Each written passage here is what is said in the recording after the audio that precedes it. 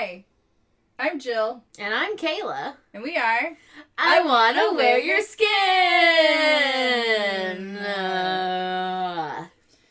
Hi. Hi. So this is fun. This was fun. Way funner than last time. Much funner than Wise Gals. Ugh. I gotta say. Alyssa Milano let me down. It's been like over a week and I can't get over it. I still just... Why? Why? What? And I'm more... Why on us? Yeah. Yeah. Like, why are we doing this? Yeah. I tried not to think about that I question. know. But then we watched this one and then I remembered. Yeah, and then it's like, oh, okay, here we go. Here's... Because this was a Lifetime movie. This was. Wise Gals was just a badly made movie that premiered on Lifetime. Yes. You know? It was. Yeah. If you've never listened to us before, we are just two trash humans that watch Lifetime movies, drink a variety of beverages, and then pick them apart as much as we want. We are weird, garbage Lifetime experts at this point. We've been doing it for a long time now. We have. Yeah. This is like episode 27 or something. Something like that, which is just nuts. Which means we've watched 27 Lifetime movies. Which is too much for human consumption. This year. Yeah, like that. I had a goal of reading 75 books, and instead I've watched 27 Lifetime movies. So if that says anything about who I am. Think about how we could be bettering our lives, but instead, here we are. We're bettering yours by watching these so you don't have to. Hey man, but quite a few people have tuned into this shit. It's so true. Like it's the audience is out there. It is. Yeah. Because people want to know, like, you see a Lifetime movie trailer and you're like, I bet that's really bad and I kind of want to know what the twist is. And then we watch it and tell you the 5 twists that you didn't even know existed. Yeah, like we give it to you in layman's terms. Yeah. So you get to skip the whole 90 minutes and just get the edited version. Yeah. You get a whole 60 minutes of us talking shit. Super judgmental. Speaking of how many people love us,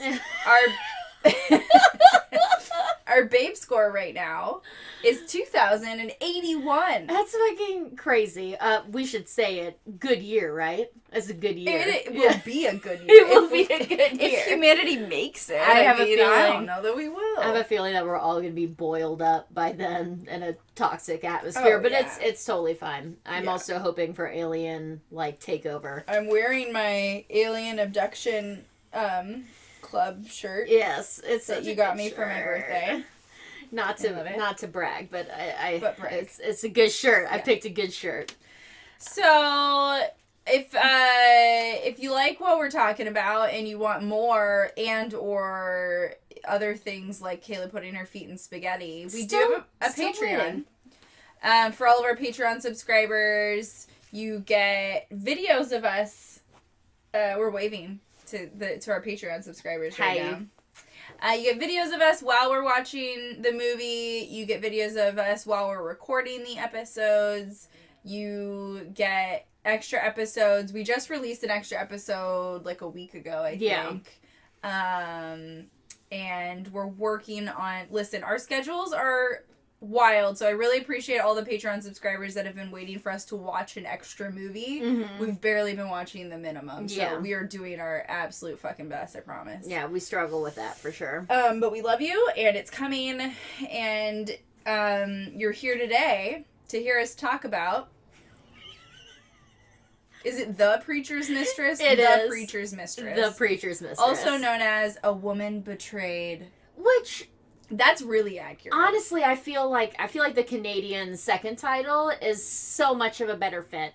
A Woman Betrayed. She is a woman betrayed on so many levels. On every level. And honestly, society, friends, men, everyone. 100%. And also, like, when I see a title called, like, The Preacher's Mistress, I expect a lot more preacher shit. Why did they put numero uno in there? Is it because... Why? Because to be spicy. Because they're in Houston. And Houston's spicy. Okay, I tried. No, you're probably right. I tried to make an excuse for Lifetime. You're probably right. They did... The girl that played Sydney is, I think she's either also speaks Spanish or that's her primary language. Yeah. So maybe they were like, let's put some Spanish in the synopsis. Here we go. Numero uno. Can't roll my eyes hard enough. Okay, so the Lifetime synopsis of this movie says, when single mom Gwen meets Ed Baker, she thinks she has finally found, quote-unquote, Mr. Right. Turns out he's a preacher, already married, with a family. The families aren't... Okay, that's not... And when his wife is murdered, Gwen is suspect numero uno. Numero uno. That means number one for those of you that didn't know. Number one suspect. There's just no need. No. No. I do love that, like, it's like, turns out he's a preacher. Not Mr. Right anymore. No, but that's how I feel like what Lifetime is. It's just it's unnecessary content with unnecessary characters and just unnecessary information. And here we are. And they are taking it all in every week. A multi-million-dollar business. And if they can make it, why can't we? Kayla, we're giving them our money. We are. We in for a blanket. And all the shitty movies. Totally worth it. Totally worth it. So, anyway. The main character is Gwen. Yes. As denoted in the synopsis. She's played by Sarah Lancaster, who... Anyone who's watched her in Chuck, please email us because I fucking love that show. And she was great in it. She was the sister. And anyone who watches Scrubs, please don't email us because we are not fans of that show. But she was also in that too. Yeah. She's also in Undressed and Cruel Intentions too. And she was in Saved by the Bell, The New Class, which also the girl that played Sydney, her name is Natalie. Honestly, I'm really sorry, Sigliuti. I'm not really sure. Sigliuti. Something like that. I'm really sorry. I would know. She also was in Saved by the Bell, The New Class. So they must have had a fun reunion. Yeah. Yeah. Before she, spoiler alert, tries to kill her. And then Ed Baker, the preacher, is played by a guy named Drew Waters, who you will not recognize, but I guess he was in Friday Night Lights. Sure. And a sci-fi movie called Mongolian Deathworm, which I'm sure is an excellent, excellent film. We'll watch it next. Yeah. God, I would love for some of these, like, sci-fi, because a lot of these Lifetime actors and actresses also star in really shitty made-for-TV, like, sci-fi films. Oh, yeah. I would love to watch some of them. Yeah.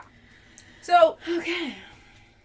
In short, this movie deals with a lot of things that Kayla and I can really relate to. Yeah, which was nice and surprising. All packaged up in a really slow burning twist that I didn't care too much about. And that we also can't identify with. So you give us a little and then you take a lot. So you know, they tried. They tried their best. But before we really delve into it, what are you drinking this week? Oh, wow, Kayla. Thank you for asking. You are welcome. I am drinking. This is the lamest thing.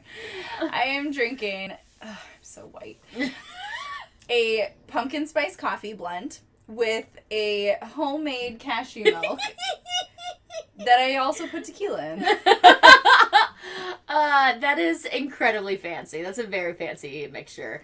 It's you know, and you made cashew milk. It's really easy. Yeah. You just soak cashews in water overnight and then you put them in a food processor with some water and like vanilla. And I put like a bourbon vanilla, some maple sugar, and cardamom.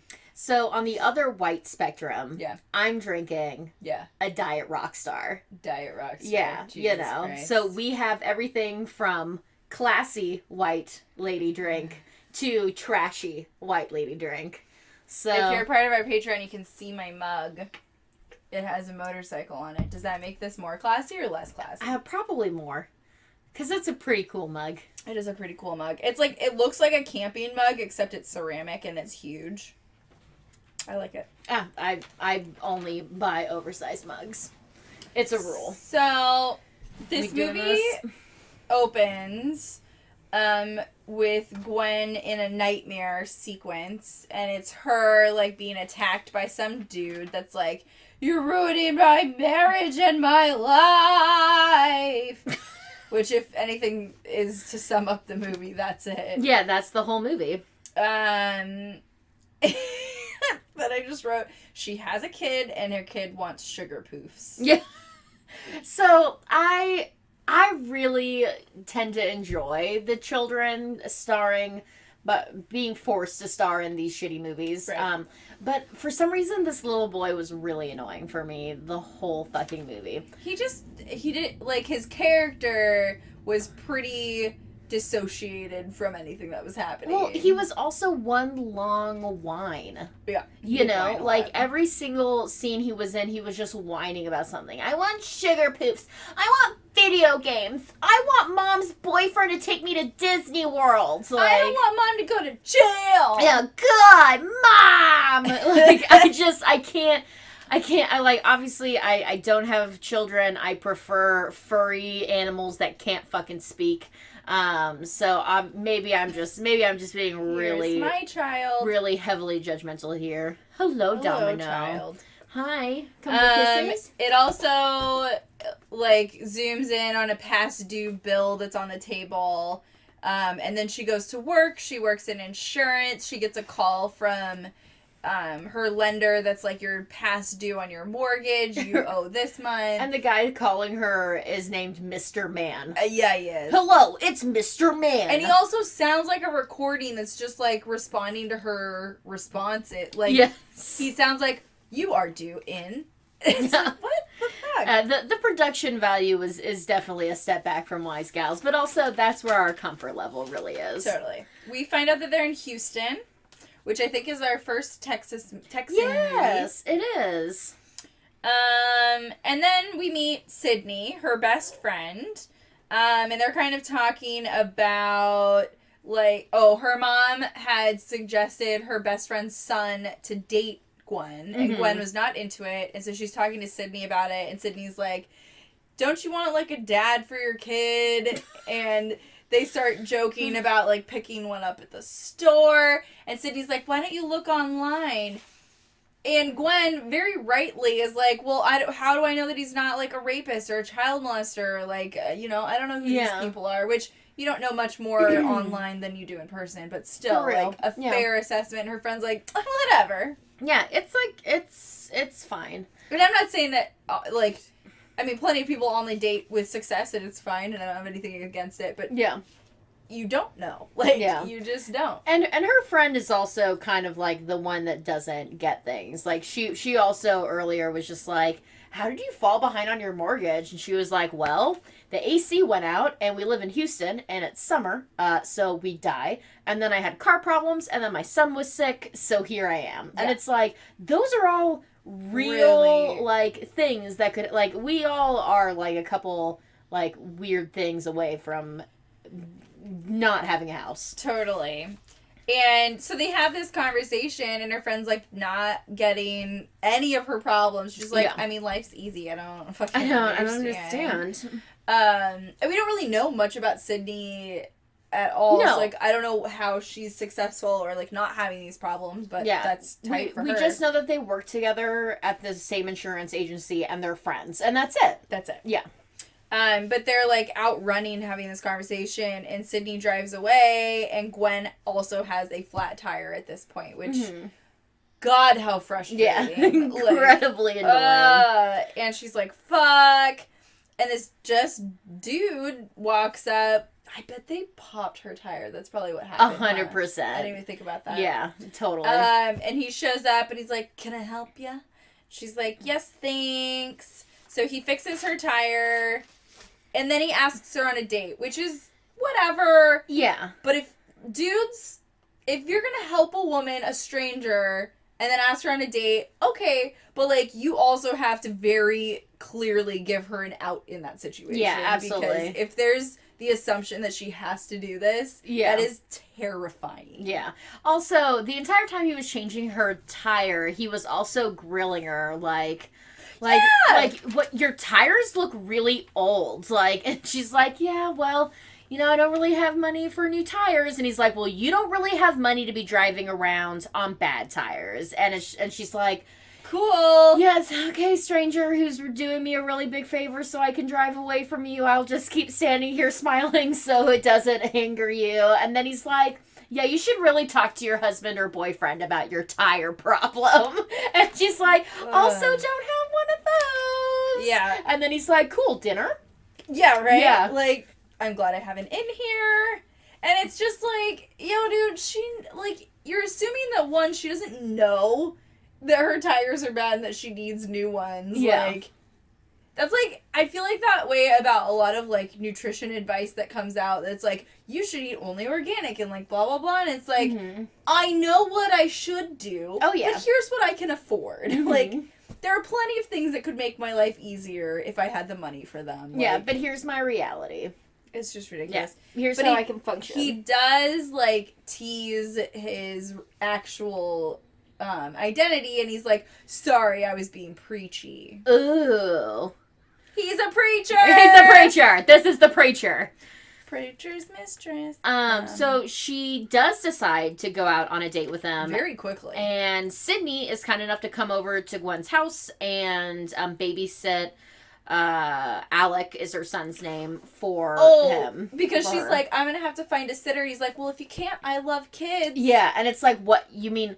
On a first date. Yeah, on a first date, you're gonna take your child to meet someone that, for the first time... That might murder you. Like, you don't know this dude. Yeah, and also just, like, I feel like single parents out there might agree that, the first date when you are meeting a stranger might be a little too soon to introduce someone to your child. But hey.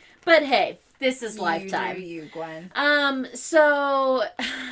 Instead of having him come and pick her up at her place, she drives and they meet at the restaurant together.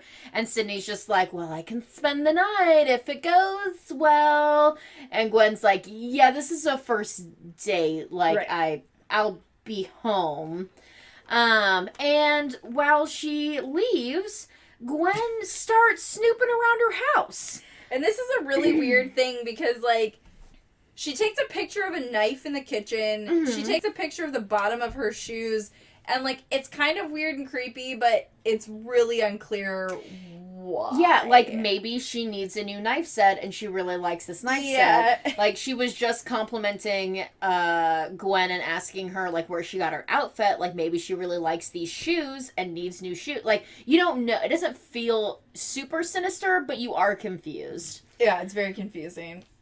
So they go on this date, and again, like, every date in Lifetime is, like, the shittiest date I've ever seen. It is always the worst fucking date. Like, I would never go on a second date if I went on any of these first dates. Nothing tops the one where that guy just literally didn't say anything, for me at least. Like, that was the most uncomfortable thing I've ever seen. Well, and the reason why that particular date is so funny is because Jill hates it because she... rightfully so, believes that he was creepy and weird by just silently staring at her. And I hate that first date, and it's my number one worst date, because the woman that he was with wouldn't shut the fuck up about how much she loved buses. Listen, the bus is a great version of transportation. I take the bus. I ride the bus from point A to B. Well, also, it like, gets me there. You could get on any topic, and if someone across from you is fucking silent, you're gonna talk forever about your favorite shampoo. Like, true. I mean, just anything but the fucking bus. Like, you're not giving him anything to go off if I had started a conversation about the bus and how much I love the bus, it would definitely turn into, one time my friend saw a guy masturbate on a bus. Like, it would turn into, like, creepy conversation. It would not be about how much I fucking love the bus. But anyways, back to this horrible first date. She asks him what he does. And he blurts out, I'm a drug pusher. I'm a drug pusher. Just kidding, I'm in pharmaceuticals. Yeah. I'm a white guy on a date making jokes. Ha! And she... Oh, and then he's like, did you fix your tires yet? She's like, still broke. Yeah, she's like, I have to wait until my next paycheck. And he, like, gives her a look like, come on, lady, that's dangerous. And it's also like, I also have a child and myself to feed. Like, do not lecture me on our finances on my first date. Right. Please. And also, I know Like, I know I need to change my tires. I'd love to do it. You know, I'd love to go to the doctor. I'd love to have therapy. Like, yeah. I don't have money. I don't have money. But then she plays along and she goes, so how long you been dealing for? I know! To divert the fucking grilling about her money shit. Then Sydney answers the phone at Gwen's house. Yeah, back to Gwen's house. Babysitting. Don't answer someone's phone unless they explicitly say answer the phone. Yeah, I mean this movie was filmed in the age of cell phones. If Gwen was trying to emergency call Sydney, she just would have called her cell phone, or you can just screen the call. Like, just calling the home phone, just screen the call on the voicemail *69, bro. Like, it's unnecessary. But so she has the conversation pretending to be Gwen on the phone with the mortgage company again, saying about how she's so far behind that they're gonna start going into foreclosure procedures. She gets off the phone, continues to snoop, goes into the closet, and finds like an old box full of photos of Gwen when she was younger, and also the guy from Gwen's nightmare that attacked her and that she beat off of him. Who I correctly guessed was Alex's dad. Yes. But Sydney, I keep, in my notes I call her Sid. Sid isn't having a reaction to looking at these photos. She just goes through them and then puts them back in the box, and then it's on. Also, you're watching it, you're just like, okay? Like who are these? Like, I don't know who that is. Also, why does she keep on snooping?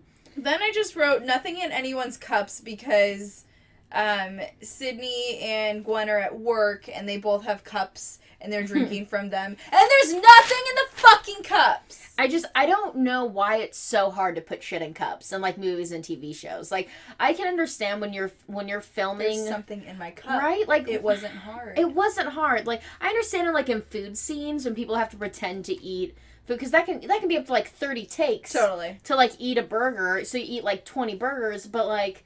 But if you can't even see the beverage, just put water in it. No, just put water in it. So at least, like, the actor has the weight of something in a cup instead of flinging it around like a crazy person. I'm sure there's a reason for it, and I don't care about that. I don't care, because our movies would have shit in cups. It makes me so fucking mad. I'm going to make a movie, and it's just going to... Everyone's always going to be holding a cup with something in it. With something in it? At every single scene. Ooh. What if it's just a 90-minute movie of people walking around in a house with cups? So satisfying. Yeah, let's do it. Cast me.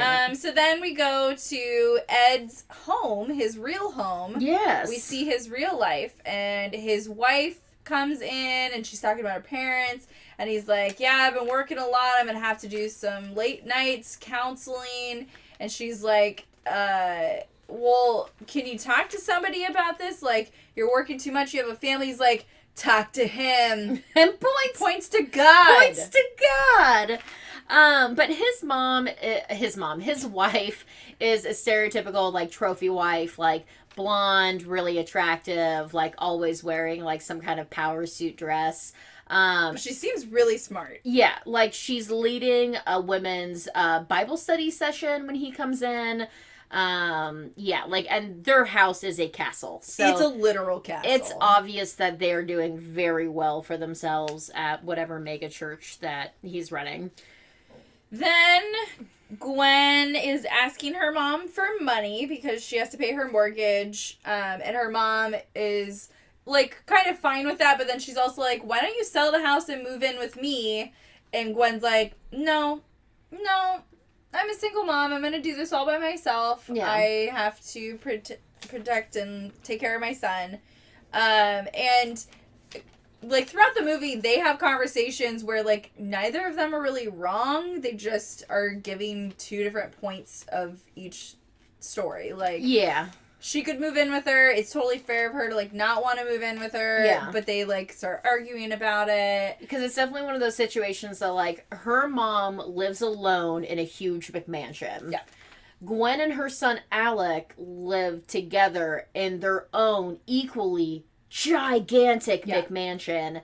Like, so you can see, like, especially, like, from my point of view, where, like, I grew up dirt poor, like, that's literally all I was thinking about the whole movie. Like, bitch needs to sell that fucking house, move in with her mom, like, put some shit in the savings. You probably and not then, even like, see her. That house is so big. no, I like, mean, but I do then at the same token, like, understand, independent, and also, like, I would never live with my mom. Yeah. Like, that would, like, even if my mom was extremely wealthy and we lived in a manner that we never see each other, I would never live with my mom. Yeah. You know, so it's like, so I get both sides of the Totally. coin, but, you know. Then we come upon Ed and Sydney together.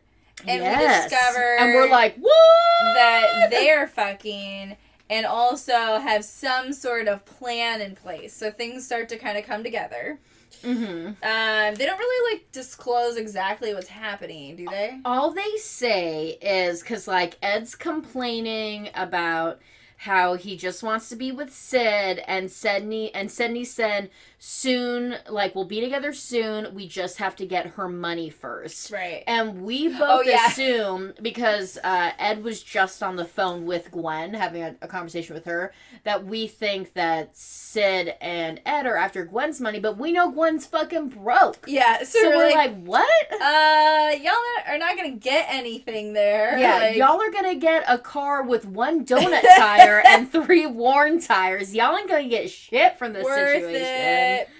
Then they're all at work, and Ed comes in to surprise Gwen, and Sydney's with a client, and this client recognizes him as a pastor. Mm-hmm. And she's like, oh, pastor, I haven't been coming to church. And Gwen's like, what are you talking about? And Sydney's like, she's crazy. And it is, like, a really, really, like, elderly woman. So you do, you know, like, you could see how Gwen would be like, oh, maybe she's just senile. Right. So, and she's really charmed by Ed because she thinks Ed's being, like, a really nice gentleman by playing along instead of embarrassing this old lady. How sweet of Ed. How sweet of Ed. And so he takes her on a lunch date. They go on this hella boring date. That's all I wrote, because I just didn't like, nothing happened. He's just like, what a nice night. The city's so different up here. I don't know. Yeah, because we see 6 dates, and they're all the worst dates. So, like, we see the lunch date where they're eating salad and laughing at their salad, and then they're like walking around, a white person. right? And then they're walking around downtown, staring up at the buildings and laughing at the buildings. They're so big. They're so big. These big brick buildings to the sky. We're so small. God, have you ever just sat here and thought about what's going on with salad? There's just so many plants on a plate. The leaves. We're eating leaves. This is fine and funny. So, you know, all dates that none of us would go on. Then her mom gives her the loan. And she, like, writes the check and, like, puts it in an envelope to her mortgage company or whatever, the lender. And Sydney sees it and shreds it. And I just... Oh, the anxiety. It's and it painful. never gets brought up. It never, and I thought that was going to be a big thing. Like, I thought the house was going to get foreclosed. Right. I thought then, you know, she was going to have to move back in with her mom. It's never brought up again. The guy never calls, even though he called, like, 5 fucking times in, like, 2 days. There's no repercussions. It's weird. Anyway, then the wife rightfully suspects that Ed is cheating and hires a PI, a private investigator. And then Ed meets Alec after 2 weeks of dating. Yes. And he comes in, they're going to have dinner, and he comes in and Alec is playing a video game. And Alec is having a hard time beating, like, the final boss. So, what does a white dude do but take the controller from the child and is like, oh, I'll do this for you. Let me show you. And they actively frame this poor child for being desperate for male attention and just really wanting, like, a father figure. Which is fine. So, Alec immediately falls in love with Ed. And then they have dinner, and Alec's just like, will you be my new dad? Are you gonna marry my mom? And she's like, oh, that's really nice, but that's not really a question that we ask.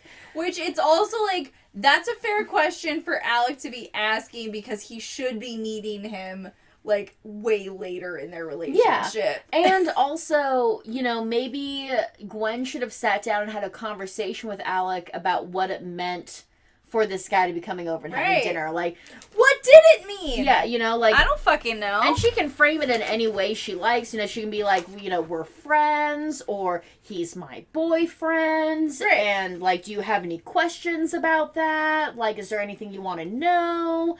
Like, it could have been set up instead of this child being like, are you my daddy? Oh my God. So, that's weird. Then we see Sydney steal Gwen's house key, though it's not entirely clear that that's what it is. Yeah. And she goes and makes a copy. And then they go to Alec's like Little League game, and the mom is there, and Gwen and Ed are there, so the mom meets Ed, and she's like grilling him, and afterwards she's like, basically is like confronting Gwen. She's like, I feel like things are moving too fast, like, why? Because he says that he wants to move to Houston. He's living in Austin right now, and he's like, yeah, my job is like bringing me to Houston more, and I didn't really have a reason to move there before, and like looks at Gwen and is like, but now I do. Now I do. And rightfully so. Her mom's like, what the fuck? You guys just started dating. Like, you guys met a week and a half ago. And like, he wants to move to Houston for you, and like, he's getting involved in Alec's life. And Gwen's like, you never liked the guys that I date, Mom! God, Mom! Just Get here! So, then Ed's staying the night again, and she has one of her nightmares, and when Ed wakes her up, she's just like, okay, so I need to tell you that Alec's dad was actually married to someone else, and when I told him that I was pregnant with Alec, he attacked me, and I protected myself, and I knocked him out and called the cops, but he has friends on the police force, and they believed him when he said that I was crazy and I hit him. Like, tried to kill him or something. And I guess, when the cops showed up, she didn't have any marks on her because he was in the process of attacking her, and he had marks on him, and so the cops spot it, and they gave her probation. Well, they arrested her. Yeah, they arrested and gave her probation, and then he got a restraining order against her. And she literally says, I should have let him beat me up more so that they would know that he was trying to kill me. And that is such a sad but actual fucking thing that women think about in these situations. Every day. Like, is someone going to believe me when I tell them that my boyfriend or husband or person... Or a dude that I know. Yeah, is physically abusing me or emotionally abusing me, like, because I'm not presenting any marks or any trauma. Right. Like, he didn't put me in the hospital, so it's not abuse. Like, that's a real fucking thing. And that's, like, whenever you're listening to this, like, we just had the whole Kavanaugh thing. He was just confirmed, and that was the whole thing with Ford and believing women. And I feel like a lot of people that are, like, against this idea for some fucking weird reason are like, well, but what about false accusations? And that's making the false assumption that everything is about putting men in jail for what they're doing. And yeah, like, okay, they should get reprimanded, but the point is the women need to be protected. Like, yes, there needs to be consequences for the men, but what we're asking for is for protection for the women. Like, and for ultimately for women to be believed and safe, and like not put in harm's way and not thought of as the aggressor. Like, it's just fucking ridiculous. Yeah. And yes, there are women that are aggressive and that hurt people, and that's also not okay. Yeah, well, and that's the thing too, is that, men are more likely to be a victim of abuse from women, from men, than they are to be falsely accused of assault or rape. So, like when you think about that, It's just, it's Right. like there are obviously so many societal things that have to be changed and have to be addressed, and it's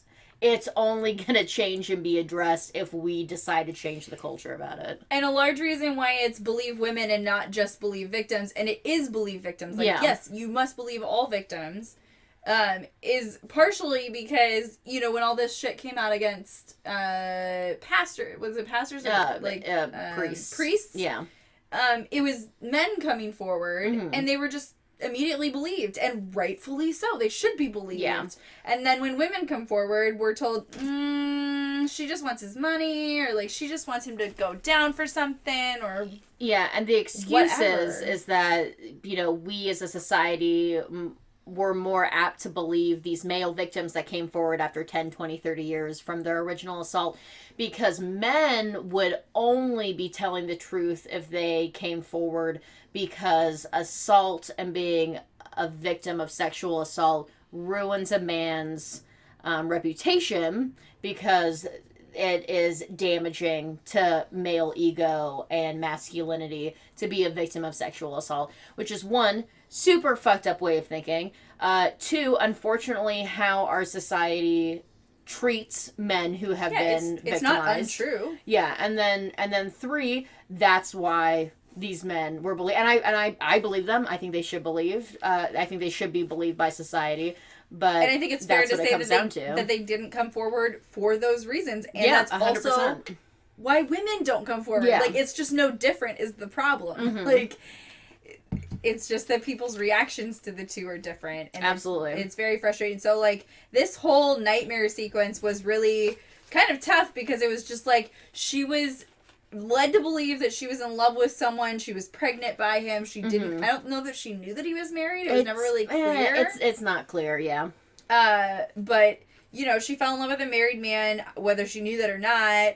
And so that's taken out, like, the rug's thrown out from under her. This guy's pissed at her. He tries to kill her. And then she gets a restraining order against her. She gets arrested. Yep. She's pregnant. Like, and now she's just a broke single mom because of all this shit and because of other things. And, Yeah. you know, say pick yourself up by your bootstraps all you fucking want. But this lady can't catch a fucking break. And Right. It's ridiculous. And then it turns out that after all these incidences, that then Alex's dad died when he was driving drunk.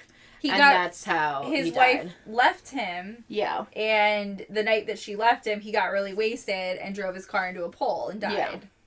So that's her fault, right? That's Gwen's fault. Yeah. listen, women Okay. are the devil. Yes. I am the devil. Like, that's a fucking fact. So Because I can believe this. You know, if you believe in climate change, it's women. It's actually all of women's farts just heating up. Because ours are warmer than men's. And because you guys are letting us out of the house more, like, you're not keeping us like that locked was up. a mistake. That was a mistake, because now our farts are outside the house. We can drive. Yeah, I Like, know. why? It's wild. It's fucking wild. Yeah, so Oh, every what a day I go world. to work and I just beef all day at work, and that heats up the ozone, and that's climate change. Not even sorry. Not even sorry. So then the wife finds out about Gwen Yes. from the PI, to move on to other topics. Mm-hmm.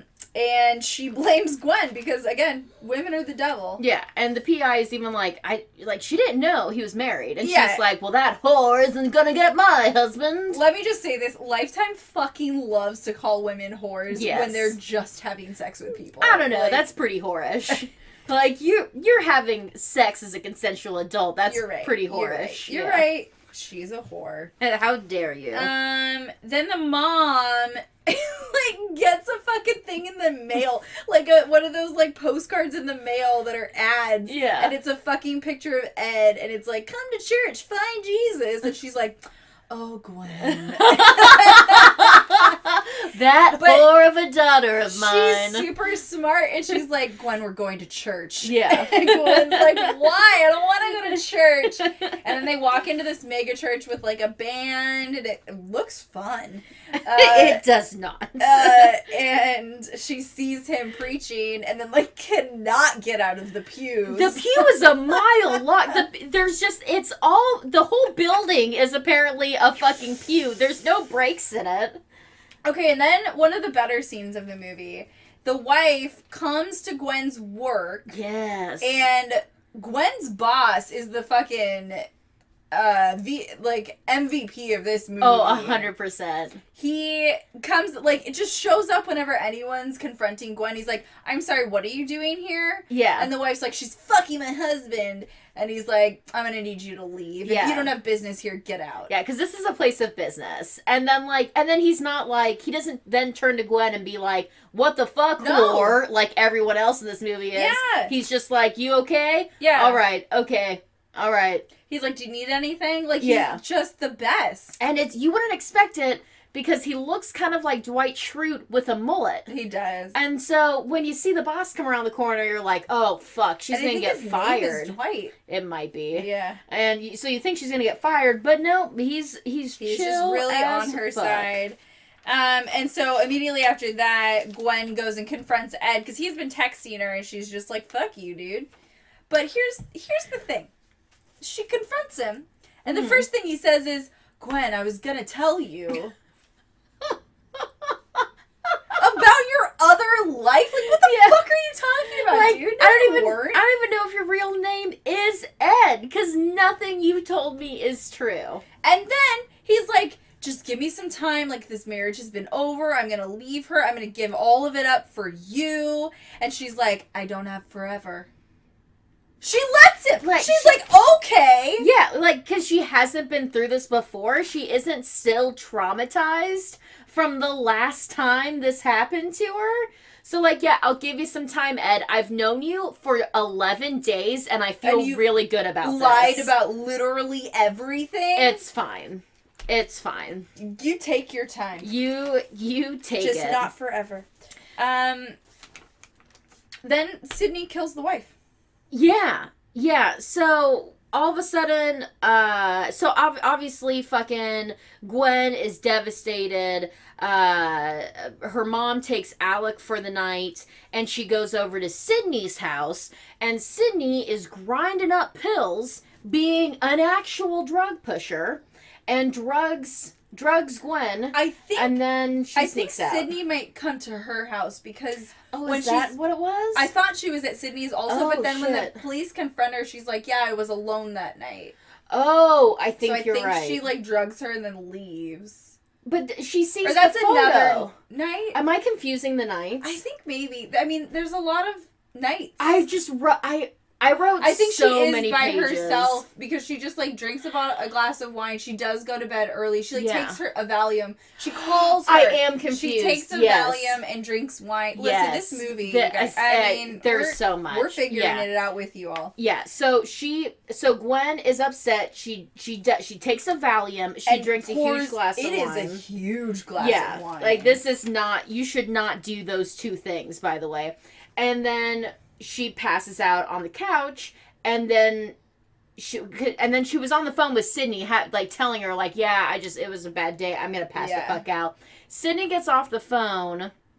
And she's outside of her house. And then she's outside of her house, and she goes into her house and steals her phone. I think she just goes and texts. I don't even think she takes it. Well, she has to take it because she texts it at the house. And that's when the cops were like, You're right. You're trying to... So then Sydney goes to Ed's house, and the wife is pulling up to the house in her car, talking to whoever, pops out, is in the garage, and fucking Sydney just shakes her. Knifes her with like a fucking small ass kitchen knife. Yeah, like she was taking photos of that huge knife block set, and she's wearing the shoes she took a picture of. Yeah, but she chose a paring knife instead of any of the big knives. It's like a little bit serrated, but she stabs her once and then she's like dead. Super dead. Super dead. Yeah. And then she takes out Gwen's phone and texts Ed like, it's all gonna work out just fine. and leaves. Ed's at, like, some pastor meeting or Whatever. something. Whatever. The mom goes... Oh, she... For some reason, I don't remember why, or who she's talking to, but she thinks that Gwen's being set up because she gets questioned by the cops at work. Yeah. And the boss shows up again, and he's like, excuse me, are you arresting her? And they're like... No, we just have some questions. He's like, I'd like you to leave. Yeah, fucking boss-ass motherfucker. He's so nice. Oh, but my it also, God. like, the cops are doing what they would do. And, like, they're doing it well, but it is so frustrating because, like, the cops, like, yeah, my sister's a single mom. Like, I don't know how she does it. I can see how she would be lured by a married man, blah, blah, blah. Like, trying to relate to her. And Gwen's like, yeah, okay. Didn't know he was married. Bye. See you. Bye. Then when Gwen's home with her kid by herself, the cops show up and arrest her. Yes. For the murder of whatever her name is. Then the mom contacts the private investigator that had been following Ed, and she's like, hey, I need you to help. Like, I think she's being set up, and you know that she didn't know he was married. Like, can you help us out? So he goes to the jail and talks to Gwen, and it's obvious they're gonna fuck eventually. Yep. Yep, it is. And also, Alec the kid is staying with Reba McEntire. Aunt Reba! So funny.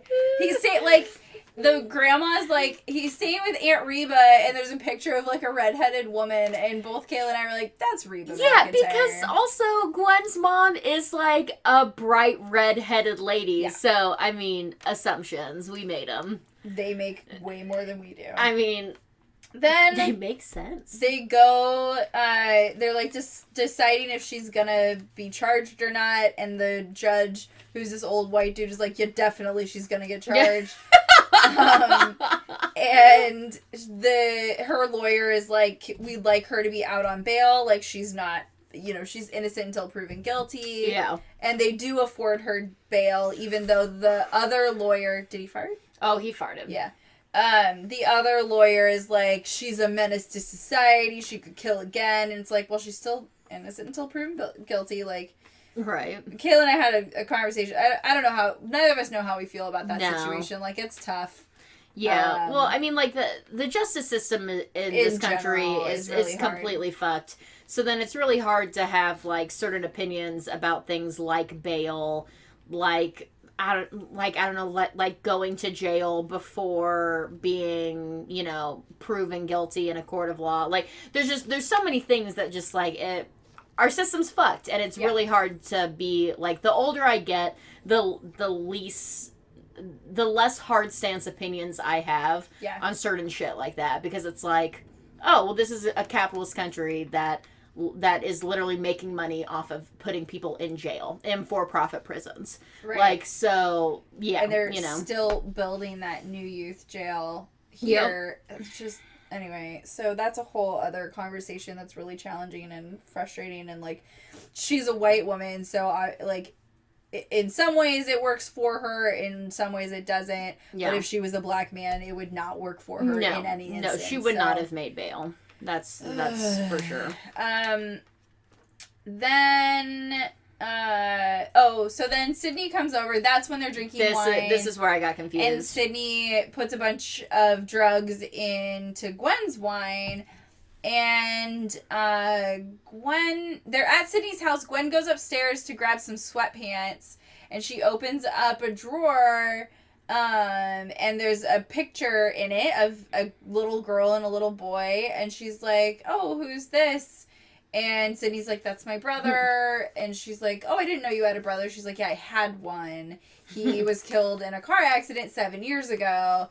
And she's like, he looks a little bit like Alec, huh? And we're just staring at Gwen like, come on, lady. Come on. And Sydney's like, actually, Alec looks a lot like him. And she still doesn't get it. She's still just like, what? And then finally she's like, oh, you're Jake's sister. Yep, there it is. And that's when she discovers that she's been drugged, because for some reason it takes like a fucking hour.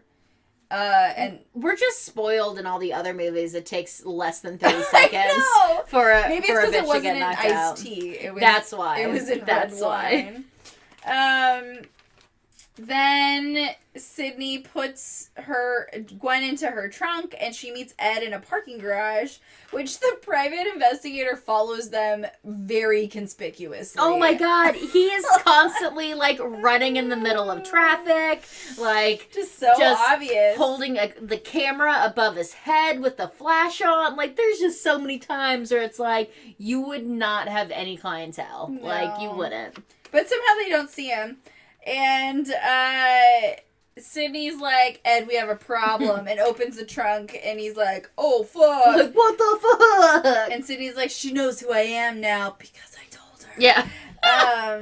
And because she wasn't, like, I know that was her whole point, but it's like, dude, she was not getting it. No, like, she literally had to be like, that's Alec is my... Okay, alright. And, like...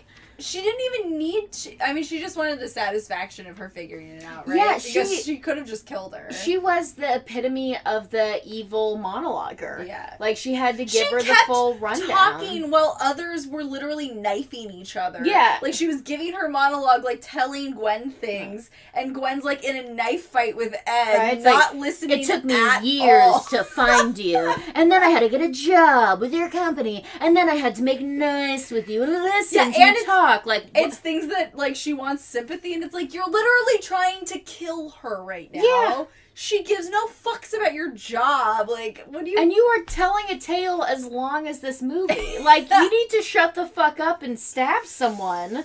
And then, Gwen stabs Ed in the stomach, and he dies instantly. And then, she stabs Sid in the foot. Oh my god. And and she's done for. Like, she can't do anything at that point, apparently. I mean, if you stabbed me in the foot, I'd be done. Like, absolutely.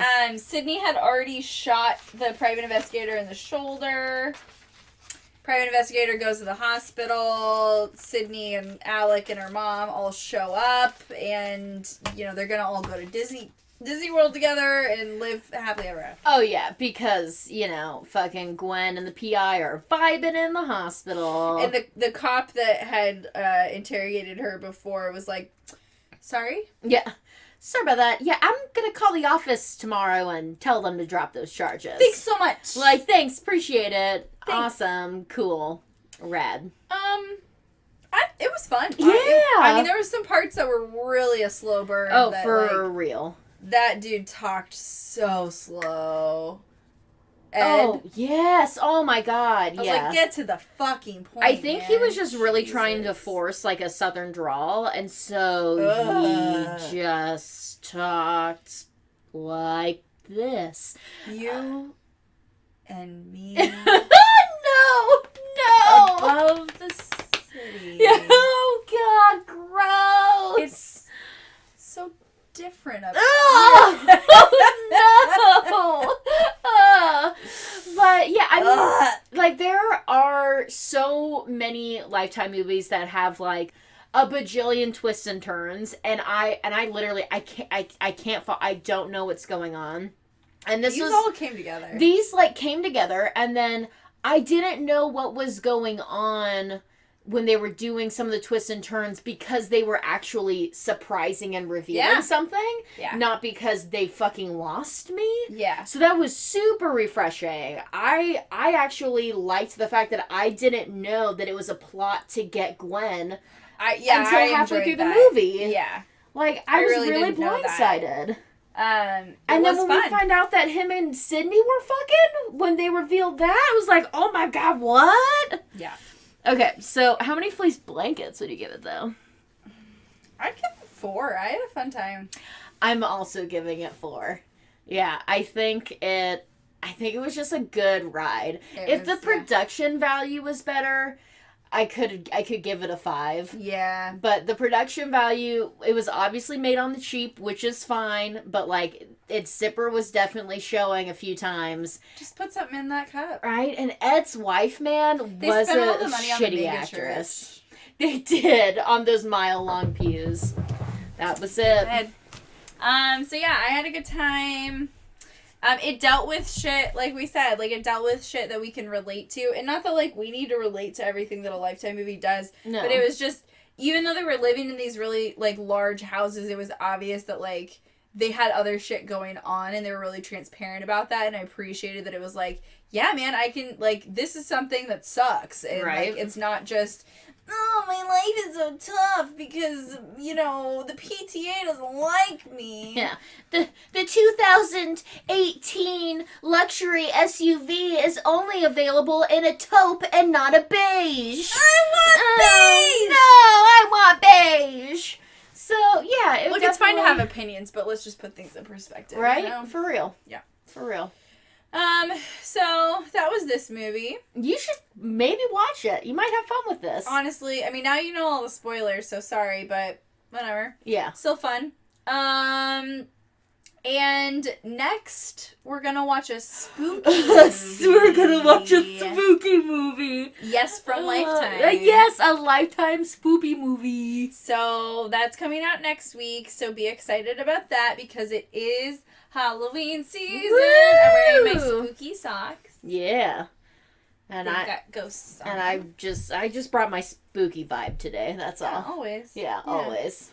Too spooky. So join our Patreon so that you can watch the spooky movie with us. Yes, and that's the best part about also being in the tier where you get to watch while we watch the movies is because you also get to interact with us. Yeah. So, like, if you are available when we are meeting up to watch the movie, you not only get to watch it with us, but you get to talk to us about what the fuck's happening in the movie, which is a lot of fun. So if you are watching live, like, we keep our phones open and we'll, like, keep checking on your comments and speak to you and write back to you, and it's fun. It's like we're all watching it together, right? So but we fun. don't have to leave. And the it's house. only $5 a month to be in that tier. Yeah. So it's really affordable. You can try it for a month, see what you think. For real. And that's about all we got. If you would keep listening and keep reviewing. We did get a new review this week from Vanessa. Thank you so much, Vanessa. Yeah, absolutely. She likes what we do, and that means a whole lot because we're watching some shitty movies. For so real. like your encouragement really means the world. And the reviews are some of the best ways that you can really help us because it breaks up the algorithms to get us up on the charts to have more people and strangers listening to us. So tell your friends about us. For real. Tell your friends. Be like, yo, this podcast is hilarious. You won't ever have to watch a Lifetime movie again unless you want to. Yeah, like tell the lady you're cheating on your wife with. Tell your mistress. You know, tell your mistress's mom. I bet she'd like it. Tell your small children. Yeah. We swear a lot, but that's fine. That's fine. They're cool. Yeah, the world's gonna burn in like 20 years. From our farts. Whatever. Just let your kids listen to it. Cool. So we'll see you next time. Yep. I'm Jill. And I'm Kayla. And we are I Wanna Wear Your Skin. Bye. Bye.